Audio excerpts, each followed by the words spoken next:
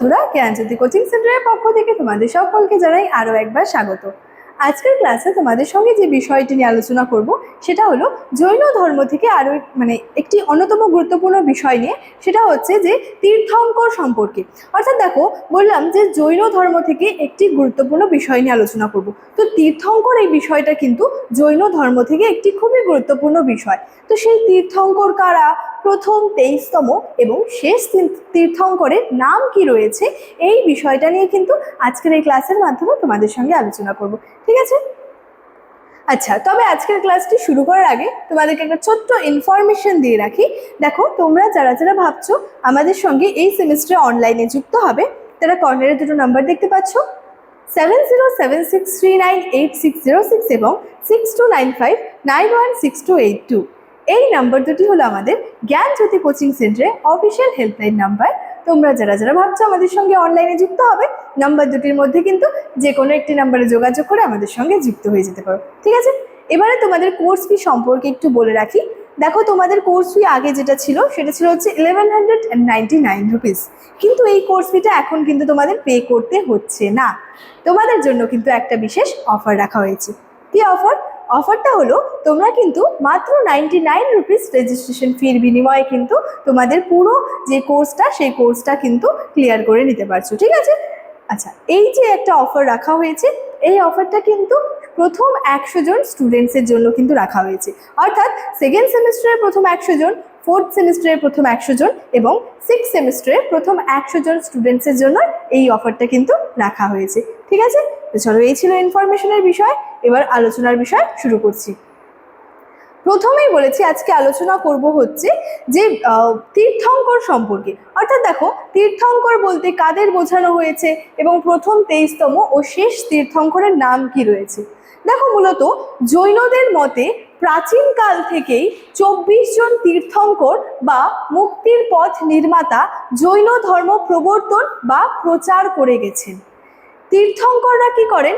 সংসারের দুঃখ পার হওয়ার জন্য ঘাট বা তীর্থ নির্মাণ করেছিলেন বলে এদেরকে কিন্তু বা তারা কিন্তু তীর্থঙ্কর নামে পরিচিত ছিল। তাহলে তীর্থঙ্কর বিষয়টা প্রথমে বললাম জৈন ধর্ম থেকে একটি গুরুত্বপূর্ণ বিষয়। তো সেই জৈনদের মতে প্রাচীনকাল থেকে কি করেছিলেন, এই যে 24 জন তীর্থঙ্কর বা যাদেরকে মুক্তির পথ নির্মাতা বলা হয়, তারা কিন্তু এই জৈন ধর্মটা প্রবর্তন করে গেছেন বা প্রচার করে গেছেন। এবং তীর্থঙ্কররা এই যে সংসারের যে দুঃখ কষ্ট রয়েছে, এগুলো পার হওয়ার জন্য বিভিন্ন ঘাট বা তীর্থ নির্মাণ করেছেন বলেই তারা কিন্তু তীর্থঙ্কর নামে পরিচিত ছিল। এবং তীর্থঙ্করের টোটাল সংখ্যাটা ছিল হচ্ছে 24 জন। অর্থাৎ টোটাল কিন্তু জৈন ধর্মে 24 জন কিন্তু তীর্থঙ্কর ছিলেন। ঠিক আছে? তো এই 24 জন তীর্থঙ্কর কি করেছিলেন, যে মুক্তির পথ নির্মাতা যাদেরকে বলা হচ্ছে, তারা আর কি এই 24 জন তীর্থঙ্কর এই জৈন ধর্মটা প্রবর্তন বা প্রচার করে গেছে। এবং তারা কি করেছিলেন, যে সংসারের দুঃখ কষ্ট পার হওয়ার জন্য এই তীর্থঙ্কররা বিভিন্ন ঘাট বা যেটাকে তীর্থ বলা হচ্ছে সেটা নির্মাণ করেছিল, এবং যার জন্য তারা কিন্তু তীর্থঙ্কর নামে পরিচিত ছিল। সর্বপ্রথম তীর্থঙ্কর কে ছিলেন? সর্বপ্রথম তীর্থঙ্করের নাম ছিল হচ্ছে যে ঋষভদেব। তাহলে এই যে আমরা কোশ্চেনটার মধ্যে ছিল, টপিকটার মধ্যে প্রথম 23তম এবং শেষ তীর্থঙ্করের নাম লিখো। তাহলে কি প্রথম তীর্থঙ্কর আমরা কি পাচ্ছি, তার নাম হচ্ছে ঋষভদেব। ঠিক আছে? এবং যে 23তম তীর্থঙ্কর ছিলেন, তিনি ছিলেন কিন্তু পার্শ্বনাথ। এবং সর্বশেষ অর্থাৎ যে 24তম তীর্থঙ্করের নাম ছিল কিন্তু যে মহাবীর। ঠিক আছে? সর্বশেষ তীর্থঙ্কর এবং সর্বশ্রেষ্ঠ তীর্থঙ্করও ছিলেন কিন্তু এই মহাবীর। তাহলে তীর্থঙ্কর বলতে কাদের বোঝানো হচ্ছে, যে সংসারের দুঃখ কষ্ট পার করবার জন্য তীর্থ বা ঘাট নির্মাণ করেছেন বলেই তারা কিন্তু তীর্থঙ্কর নামে পরিচিত ছিল। এই জৈন ধর্মের যে 24 জন তীর্থঙ্কররা যে বিভিন্ন কি করেছিলেন, দুঃখ কষ্ট, সংসারের দুঃখ কষ্ট পার হওয়ার জন্য ঘাট নির্মাণ করেছিলেন বা তীর্থ নির্মাণ করেছিলেন বলে তারা তীর্থঙ্কর নামে পরিচিত। তারপরের বিষয়টা হচ্ছে প্রথম 23তম এবং সর্বশেষ তীর্থঙ্করের নাম। প্রথম তীর্থঙ্কর ছিলেন ঋষভদেব, তারপরে 23তম তীর্থঙ্কর ছিলেন পার্শ্বনাথ এবং সর্বশেষ তীর্থঙ্কর ছিলেন কিন্তু মহাবীর। ঠিক আছে? আচ্ছা, এখানে কি বলেছে দেখো, যে প্রথম 22 জন তীর্থঙ্করের কোনো কিন্তু ঐতিহাসিক সন্ধান পাওয়া যায়নি। 23তম তীর্থঙ্কর পার্শ্বনাথ ছিলেন জৈন ধর্মের প্রকৃত প্রবর্তক। তাহলে জৈন ধর্মের প্রকৃত প্রবর্তক কে ছিলেন? 23তম তীর্থঙ্কর অর্থাৎ পার্শ্বনাথ।